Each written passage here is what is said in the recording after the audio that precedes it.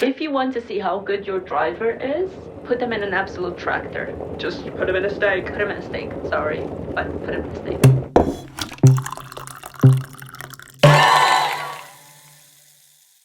Hello, and welcome to a special mini episode of A Polite Notice, a single-seater podcast. We're here today with Savannah and Becca to, as usual, yap about a very special part of motorsports with a very special guest. Please welcome Lindsay Orridge, the founder of the Motorsport Collective. Hi.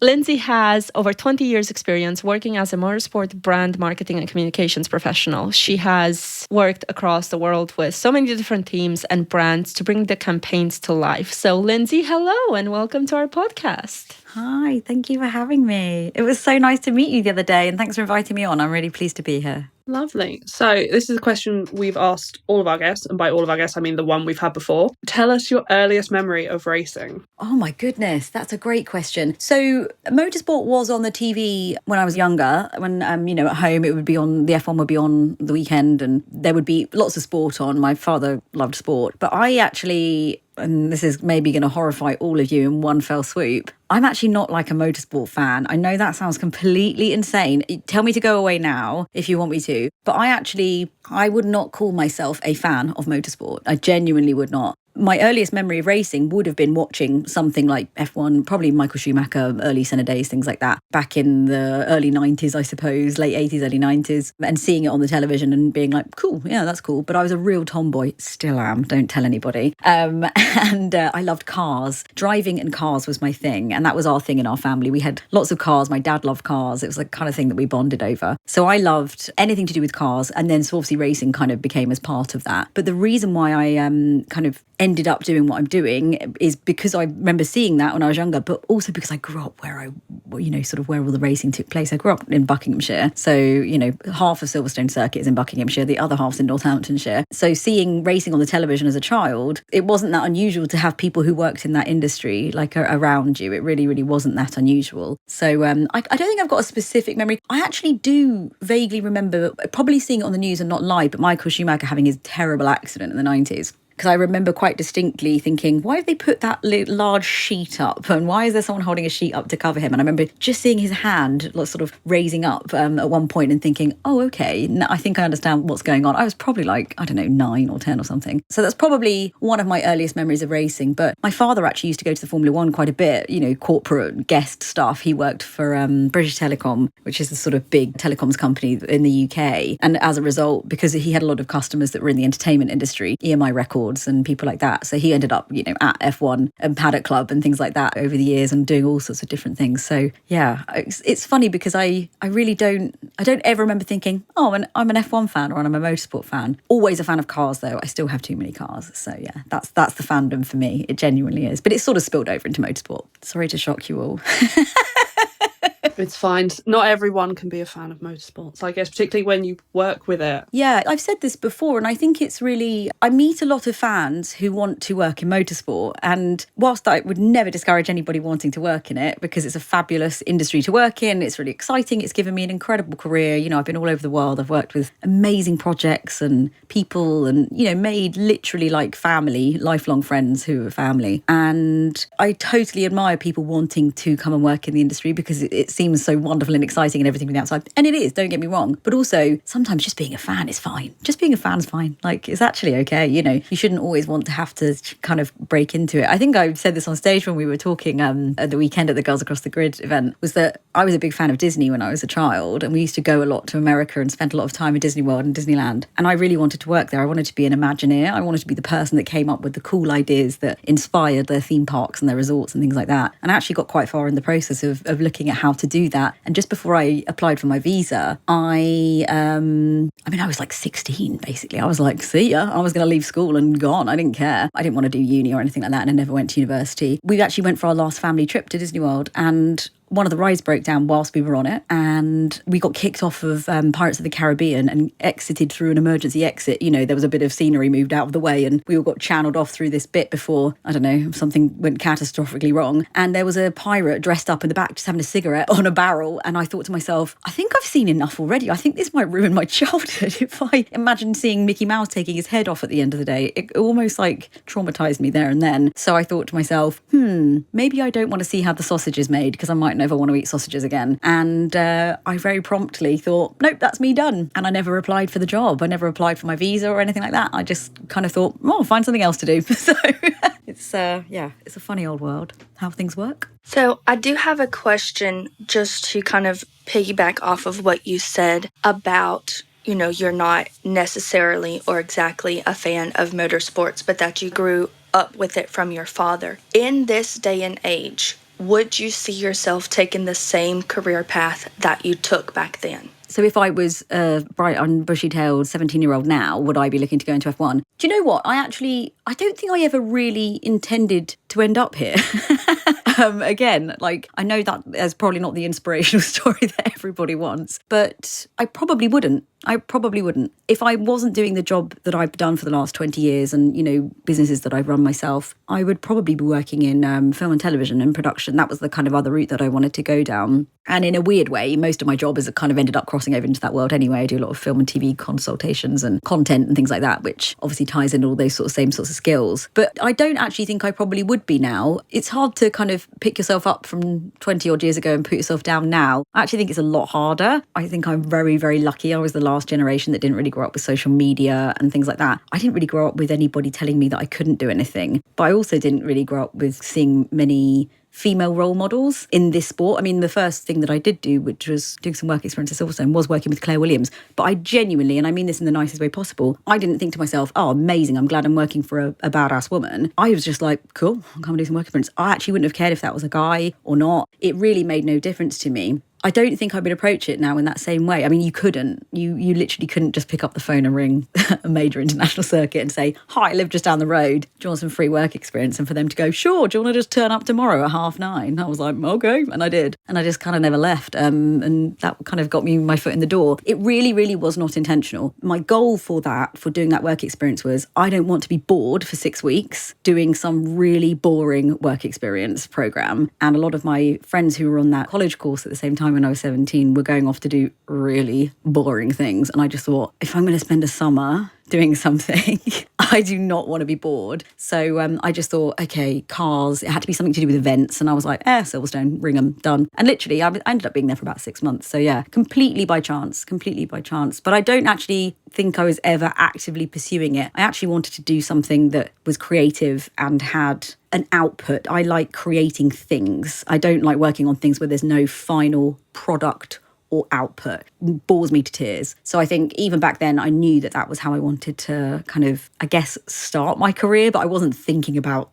starting my career back then. Everyone was just like, you just end up with a job and you work it out as you go along. I had no intention of it being a career. It was purely, how do I not bore myself to tears over this 6-week placement over summer when I'd much rather be in Europe interrailing with my friends. So tell us a bit about the Motorsports Collective, what your role is, what your favourite bit of your role is, things like that. So the Motorsport Collective I started just coming up for 10 years ago. We're going into my 11th year next year of running the business. I started it, can you hear that? Come on, that's a jet above my house. No, it's not. That is Lawrence Stroll in his helicopter. I can literally see him. Yeah, it's literally him. I can literally see it flying past my house now. Flies over pretty much every day. So Alex, keep that in. Yeah, no, Alex, definitely keep that in. Okay, so where do you live exactly? We're going to need the address. Right in the middle of Motorsport Valley. Yeah, I won't give you the full address. So to give you a very F1 reference, I am probably on a map smack bang in the middle of the Haas and the Mercedes factory, right in the middle. So everyone around here works in motorsport. My neighbour used to live there. He is Paul Monahan, who is very senior at Red Bull. Christian Horner lives there. If there was like a Bermuda Triangle equivalent. It is the Bermuda Triangle, yeah. Many people have lost their lives. Does that mean that you live near Jerry Halliwell? Yeah, she's literally our neighbour, yeah. Sorry, that's very exciting to me. I have a lot of old cars. I have a lot of old Land Rovers, just like Christian. So we're like Land Rover buddies, and there's always one broken down. So it's always like, oh, which one's broken down today? You just borrow each other's casually, just knock on each other's door. Yeah. Well, one of my Land Rovers is called Bluebell, which is Jerry's daughter's name. So it's always a bit weird. I'm like, oh, my car is. Everyone around here works in motorsport pretty much. It's sort of not an unusual thing. It's weird if you don't, actually, around here. Have to move your way. So yeah, what's your favourite like project, event, thing you've ever got to work on? I've probably got a couple. I've been really, really fortunate. I'm not going to say lucky, but I'm going to say fortunate. I've been in the right place at the right time for every single thing that's happened in my career. I've networked really, really, not intentionally, again, but I've just naturally have ended up, you know, in the right room with the right people, and a lot of hard work, etc., etc. And I have been really, really fortunate to be involved in some enormous projects, some really, really cool things. A couple that stand out are the Gymkhana viral videos that Ken Block, sort of created for years. So I've worked on all of those pretty much from Gymkhana 3 onwards, right through to Gymkhana 10. I consulted for Amazon on the documentary series that we made about that. R.I.P. Ken. It was his birthday the other day, so we raised a glass to him. As a dear friend of mine, and we sadly lost him last year. And it was not a nice phone call to get at midnight, just as you were getting into bed on a new year, to hear that news. So anything that we ever did together is always going to be indelibly marked in my life as a highlight for sure. So all the Gymkhana videos, all the stupid things that we used to make him do, and be like, wouldn't it be funny if you jumped your car between building A and building B? And he was literally like, I mean, I could die. And we were like, yeah, but you probably won't. The health and safety guy says it's fine, so just have a go. So that was always quite good fun. One of the things that came off the back of that is that there was always this sort of background idea that I wanted to do Gymkhana London, but he wasn't really well known enough in the UK to kind of get that sort of shut down a city vibe. So when I left Monster Energy, one of the jobs that I was doing when I headed up all of Monster Energy's comms, so working with Lewis, Nico, Valentino Rossi, etc., for a number of years, I left them because I was absolutely exhausted and I needed to stop, and my body was telling me to stop. So I decided I need to take a break. Ken asked me to come and work with him, and I politely declined. I also got a phone call from Top Gear about a day after I'd resigned saying, do you want to come in and have a chat? And I was like, yeah, but also no, I'm tired. I want to go home and sleep. And I'd only just handed my notice in at Monster, but I went into Top Gear just as they were setting up the new series, just as Jeremy and James and Richard had left, and I'd worked with them for years. So they knew me really, really well, but they were asking, would you want to come in and do you want to come produce on the new series? And I was like, I actually don't, because I'm exhausted and I need to go to bed. So I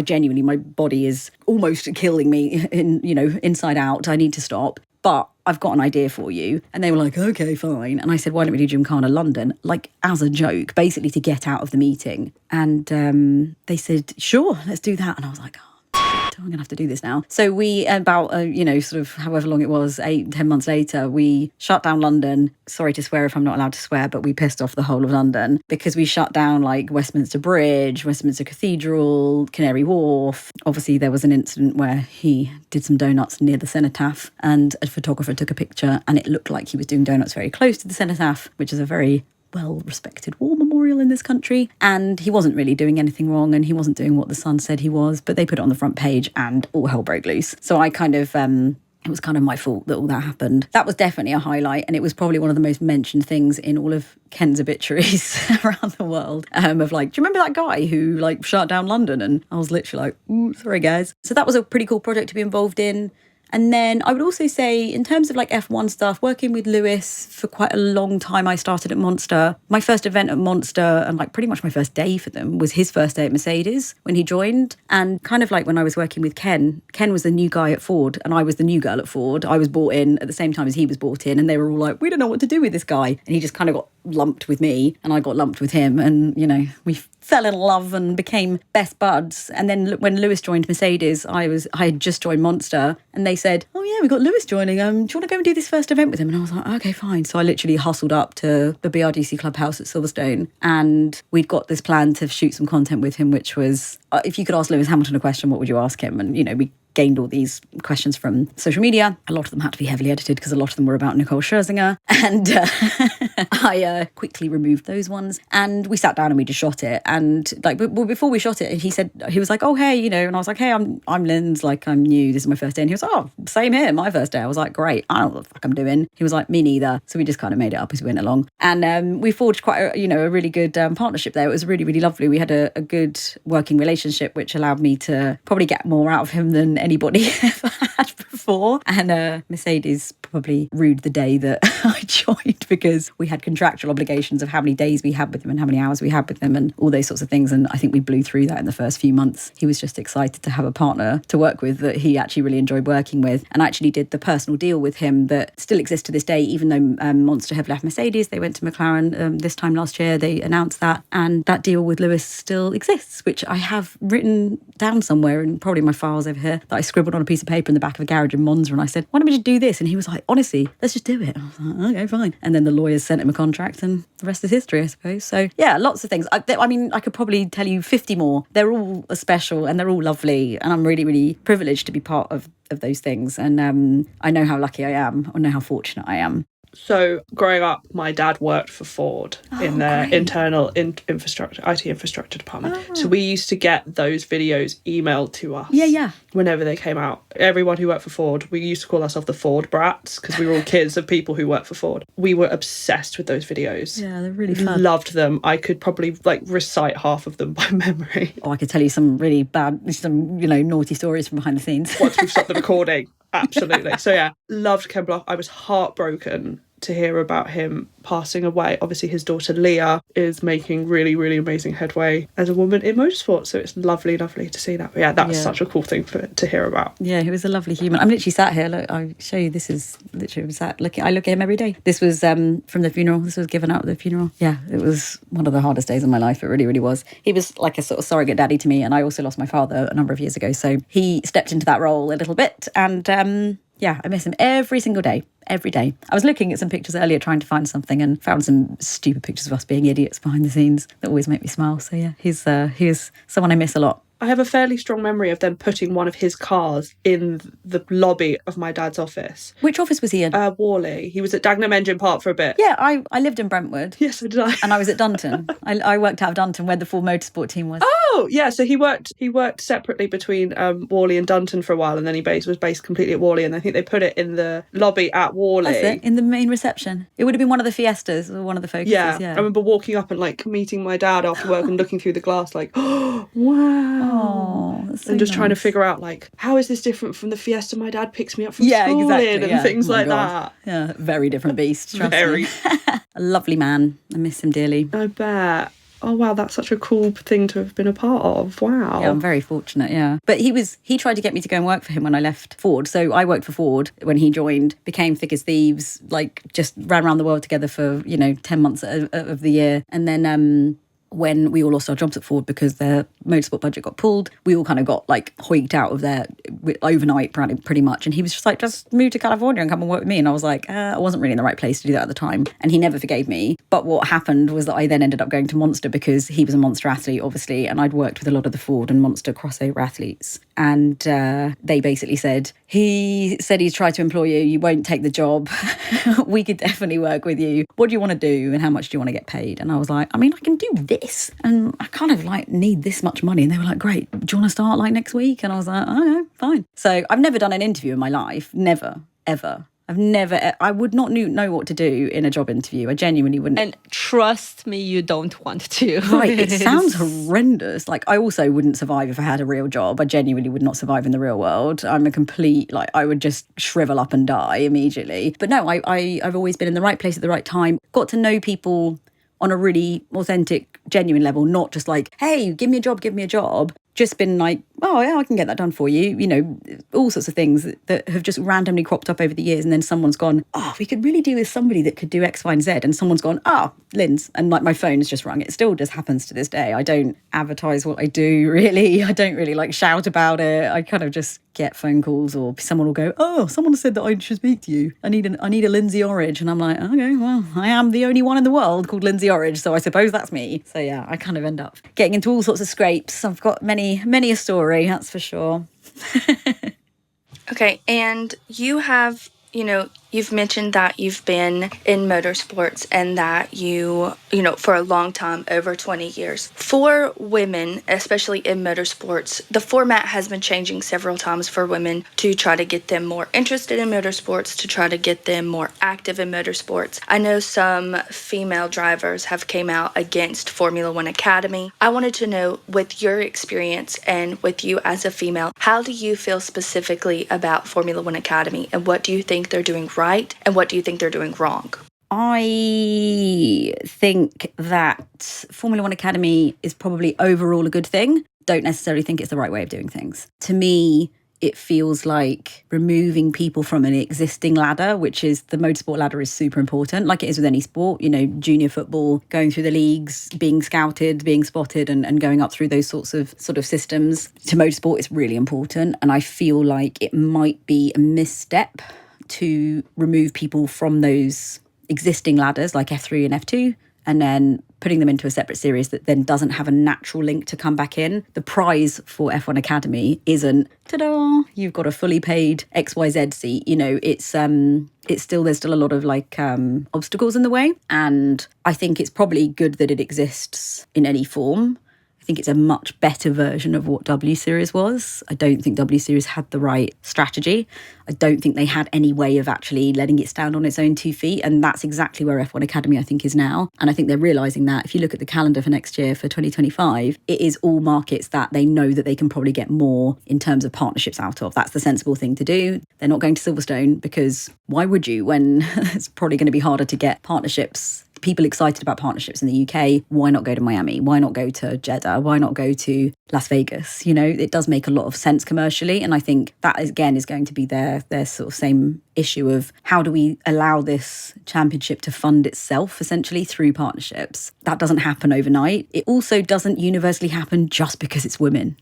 There's this huge misconception about because you're a woman, surely you're more marketable, therefore you will get more sponsorship. If that was the case, do you not think by 2024 we would have found somebody who would have been given those opportunities? Hasn't happened. I think there are loads of forces against why people don't get sponsorship. Some of those might be gender-based. Some of those might be, I suppose, having a personal link. If you are a business and you know that your friend's son races and that you can sponsor that son and hopefully make him get further up the career ladder and end up potentially in Formula One and be part of that journey, you're going to sponsor your friend's son. You're probably not going to sponsor someone that you don't know because you're going to want to go and support them and enjoy hospitality and those sorts of things. I don't think it is as simple as surely sponsors will be falling over themselves to sponsor women. If they were, they would have done that previously.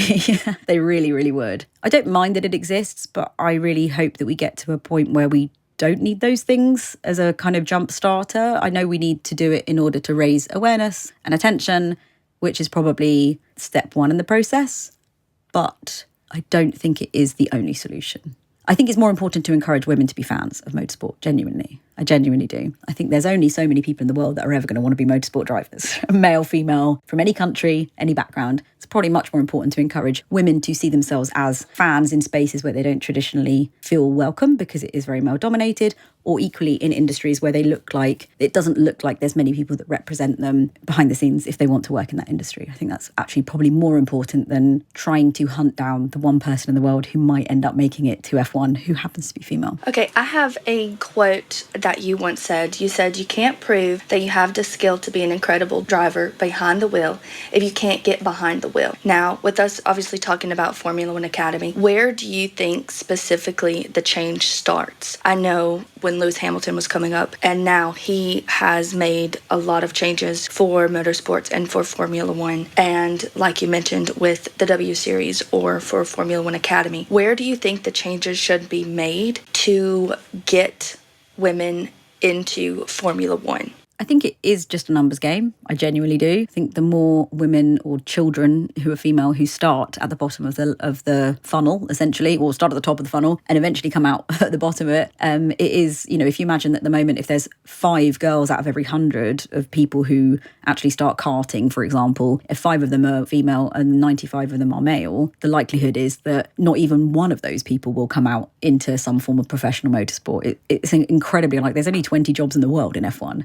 there's 20 drivers' jobs, and look at all the reserve drivers and all the, you know, third drivers and all the simulation drivers and all that sort of thing. They never get a seat. You know, it's very, very rare that you come up through the ranks like that. It's normally, there's more people that are never going to make it that far than are. So I do think it is a bit of a numbers game. And I think it's probably more of a societal thing of encouraging women overall, like I say, to feel comfortable in male spaces and to feel like men are better allies to them. I actually really, really like talking to mixed groups. When I was at the Girls Across the Grid event the other day, and I think I've already said this on stage, I've never been in a room with that many women in my entire life, not just in my career, ever. And I'm 40.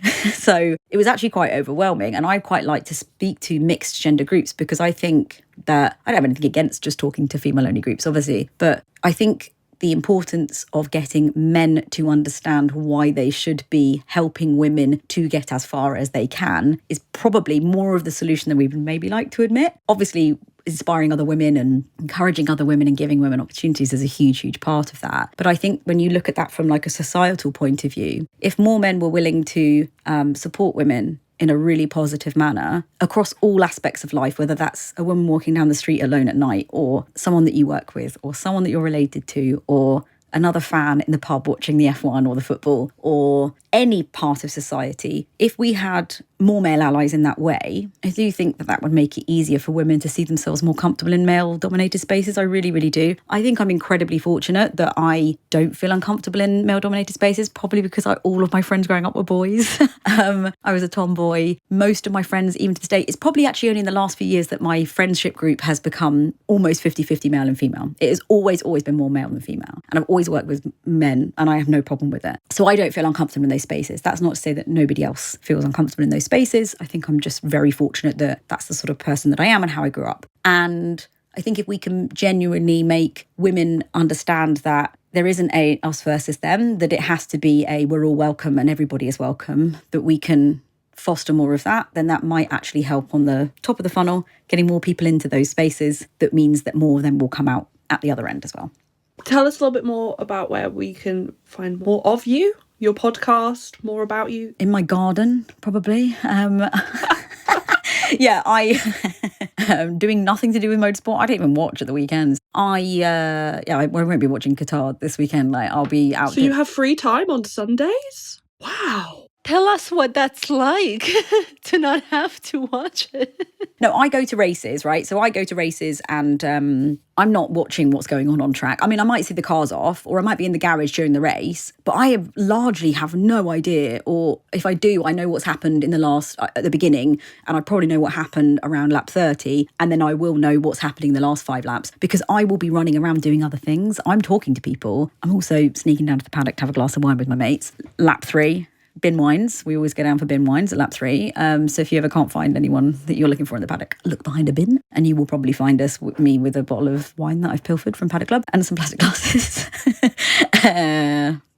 It's one of the only things that gets us through the weekend, let's be honest. But I don't watch races. Like, I literally don't. I mean, I've been to however many I've been to this year and I literally couldn't tell you who won any of them. I couldn't tell you any. I genuinely couldn't. I could not tell you one race that I've been at. Could I? I'm challenging myself now. Lewis won Silverstone. Thank you. Lewis won Silverstone. I was actually there.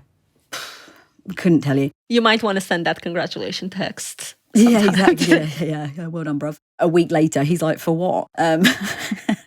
He's like, that was a week ago. Thanks for noticing. I genuinely, if you ask me who won, blah, blah, I wouldn't have a clue. Because it's actually not important to my job. My job is understanding how motorsport runs, knowing everybody and how it works in order to get things done for my clients. It is not, can I remember who's the highest scoring driver in 2007? Like, couldn't tell you. But where you can find me is I have a podcast with Aurélie Donzelot that is called the Rest Is Motorsport. You can find that wherever you find podcasts. And yeah, I'm not online. I'm not on social media. I am largely in my garden, walking my dog, driving my cars and doing pretty much anything but watching motorsport at the weekends. So yeah, it'd be very hard to find me. We're, as a collective, going to be at Silverstone next year. So we will, on lap 3, find a bin and stand behind it and have a glass of wine. Come find me. You tell me which bin and I'll be there. Love it. We'll let you know and we will have a glass of bin wine with you. You will literally see me with like a whole tube of glasses and a couple of bottles. I'm like, girls, we ready? Yeah. Yeah, we'll be ready on lap 3. Don't you worry. Lap 3, straight in. Just got to go to the bathroom. So now you know. All my clients are looking for me. Lovely. Well, Lindsay, thank you so much So welcome. for chatting to us today. This has been so much fun. Thank you for having me. Normally we'd say, let us know your social media handles, but as you've just said, you don't have them. No. So, Not for me. Someone hacked them last year and I never got them back. oh, And I thought, do you know what? I actually don't care. yeah, fair enough. I hope I did find the right Instagram page for your podcast account, though.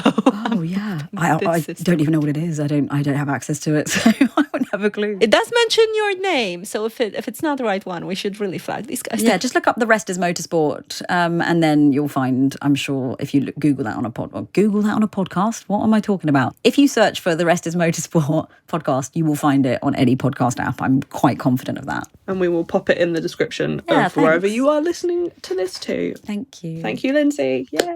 Thanks.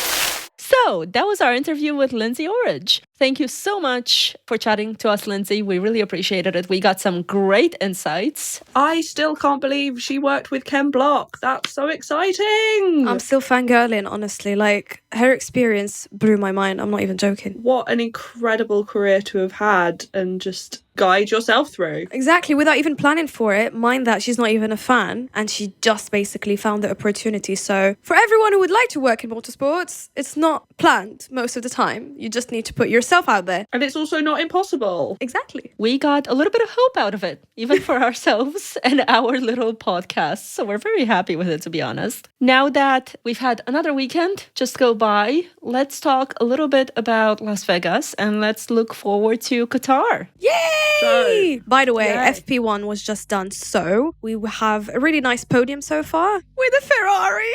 I'm so happy. So clearly what happened in Las Vegas does not stay in Las Vegas because Max Verstappen is now a 4-time world champion.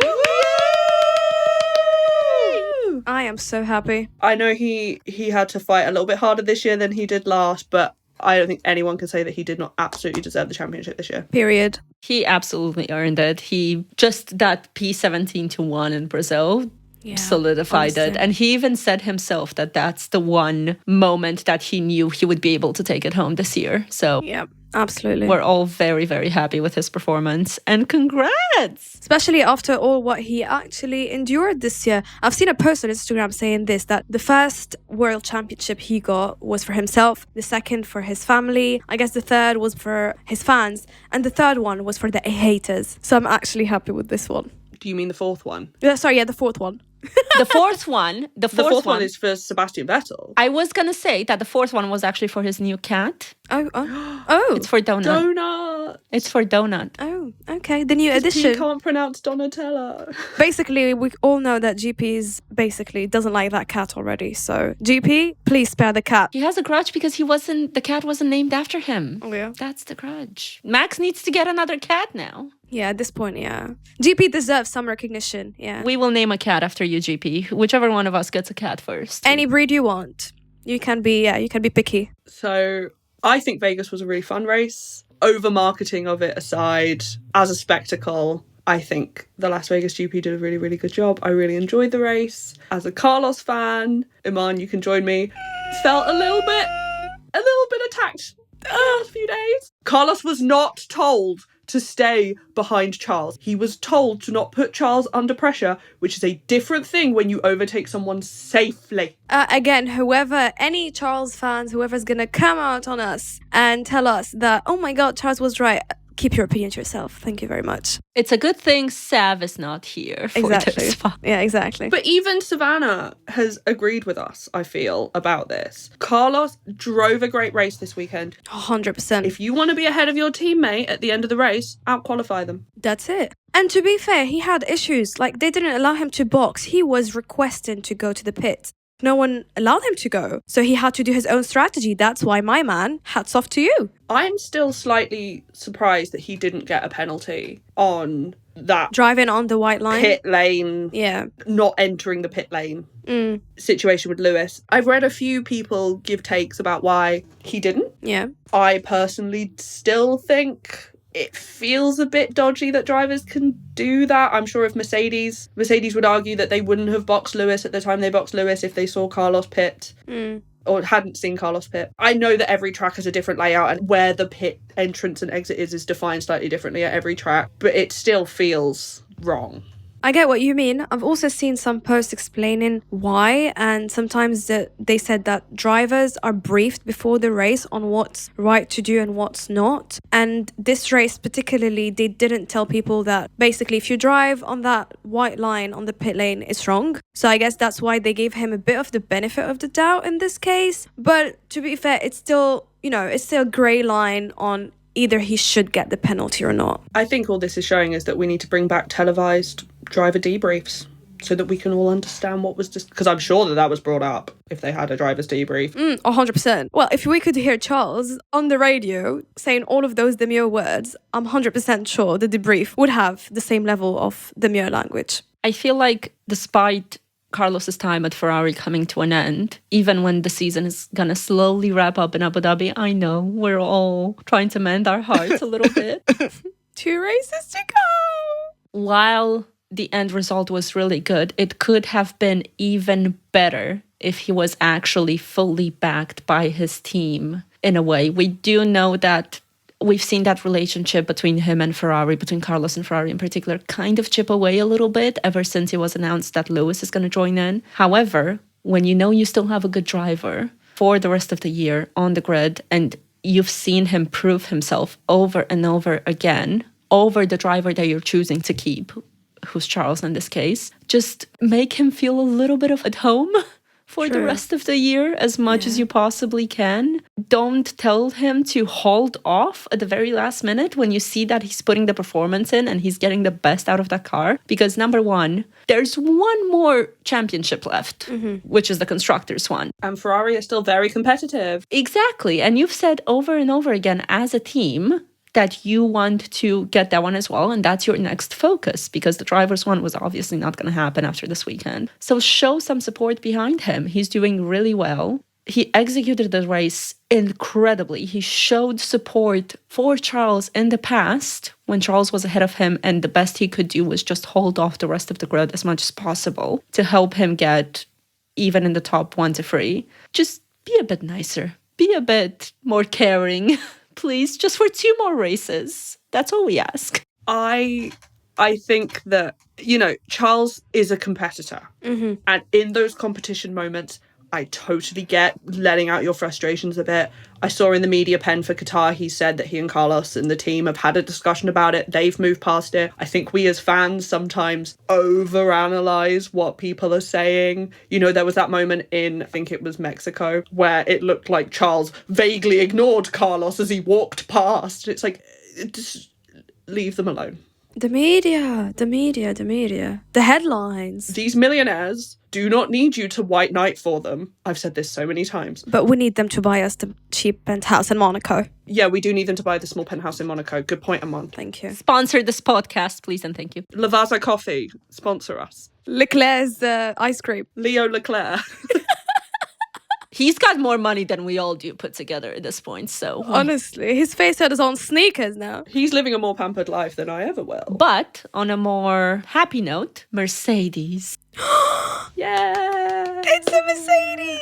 I have to say, oh Mercedes. my God. 1, 2. George drove wonderfully. Beautiful. Lewis. Beautiful. What a drive. From 10. We should give these drivers who actually start solo and go back to the top the credit they deserve. Max and Lewis, they've been actually doing that for some few races. What a drive. It's unbelievable. Like, these people prove they actually deserve the championships they have already won. 100%. And George said himself, and this is a direct quote, that for him it's been a dream of a weekend. Yeah. And he doesn't know how they've been so quick, but he's just riding this wave right now and hoping to do just as better in Abu Dhabi and in Qatar. Yeah. It also means we got more George out partying pics, which are always a Amazing. highlight. Yeah. Carmen, the woman you are. We have had a bit of an explanation from George as well, that as he was leaving to catch his flight, I want to say it was maybe on Monday morning, Max was still at 9 a.m. very much partying hard. Yep. Whoop,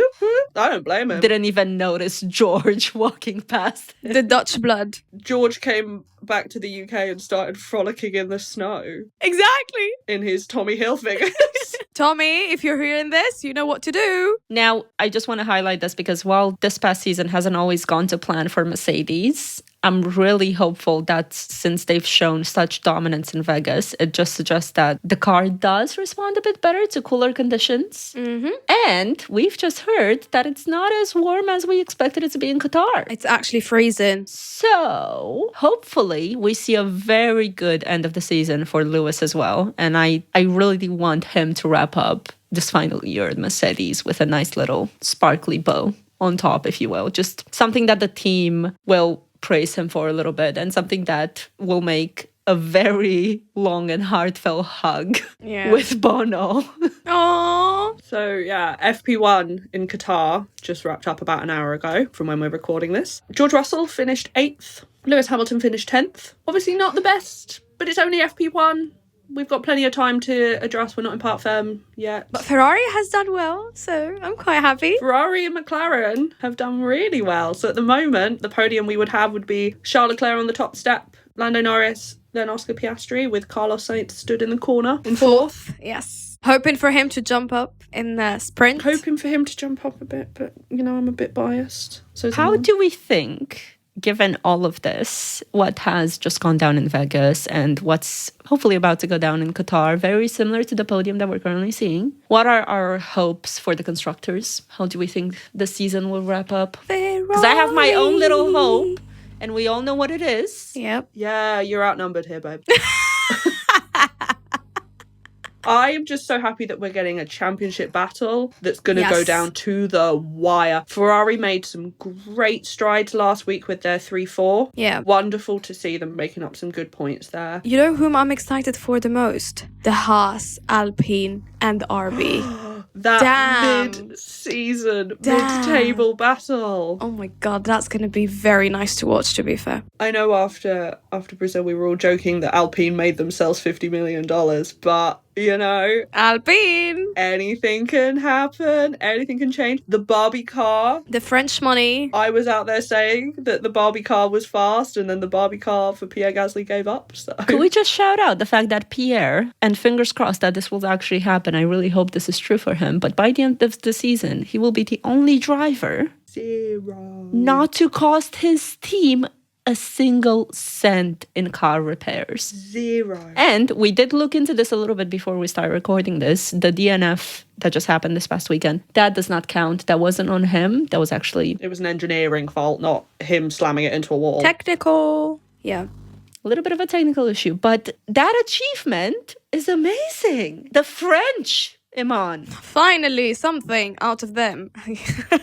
But honestly, I've watched FP1 so far, and apparently only one of the drivers have upgrades this weekend, not both of the cars. So that's also exciting to see, especially after a DNF last weekend. No favoritism whatsoever towards Pierre or Esteban, whoever wants to do it this weekend. Just please be nice to each other. I like them being married, not divorced. Let the baguette war end. Please. Let it come to an end. Exactly. And let us enjoy the Barbie car, please. Love the Barbie car. Don't know if you can tell from our podcast branding. We're a pink cast.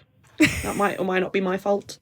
The other thing I want to talk about with damage, obviously Brazil was a big one for damage, but Williams have crossed $9 million worth of damage this season. Logan Sargent, despite the fact that he has not driven for several races now, is still 4th in the Destructors. Shh, don't. Oh my God. I feel Williams are not a team that are flush with cash. I know we've talked about this before. Williams are not a team that's flush with cash. I really hope they have a great outing at Qatar and Abu Dhabi. I will be wearing my Williams hat Proudly repping my Williams merch alongside my Ferrari merch. I'm so hoping they have a good end to the season because they had such a great showing last year and it's so difficult to watch them go backwards. To be fair, I just want them to do it for the mechanics. I feel for them every weekend. It's just hard. Yeah, Alex finished 9 in FP1, Franco 19. Let's not mention. We have a weak heart. Let's not mention. But maybe he's, you know, he hasn't had a great last couple of weeks. Maybe he's just easing himself back in. Is Qatar, this is a question for F2 girls as well. Is Qatar on the F2 calendar? Mm-hmm. Yes, F2 is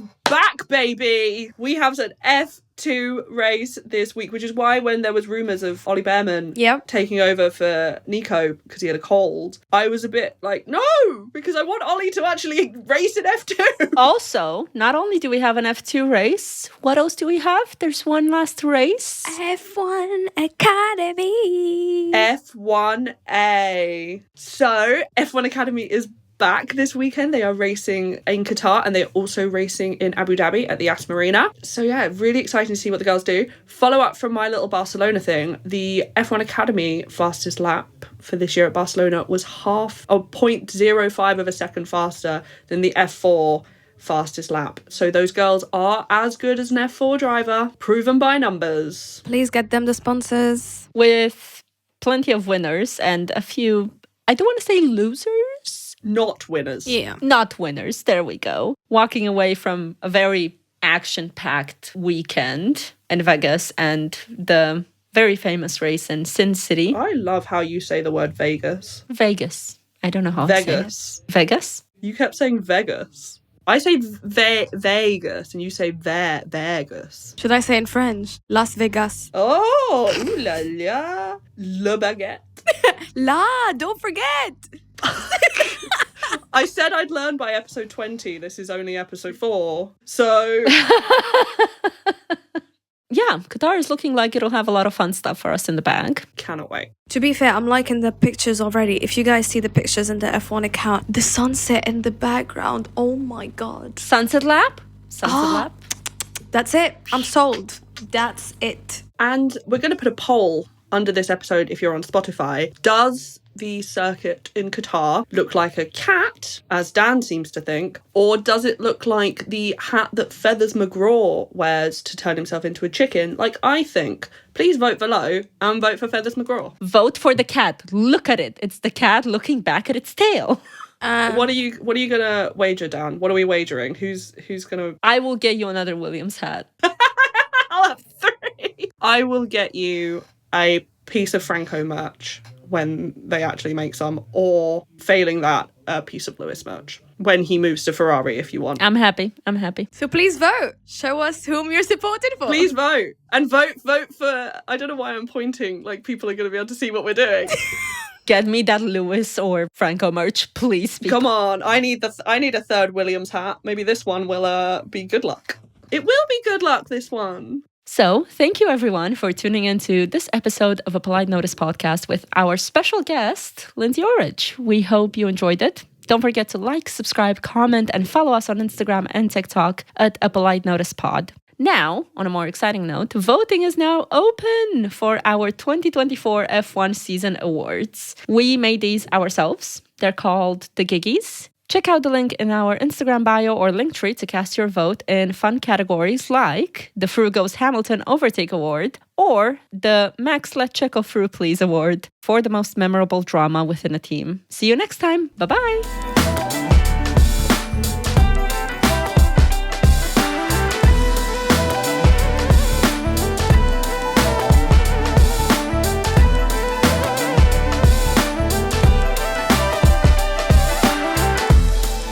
This has been a mini episode of A Polite Notice podcast, a Polite Notice production hosted by Daniela Cheshire, Imane Morabet, Rebecca Jones and Savannah Lenz. Special guest Lindsay Orridge. Research by Eleana Cheshire and audio editing and technical production by Alex Vasile.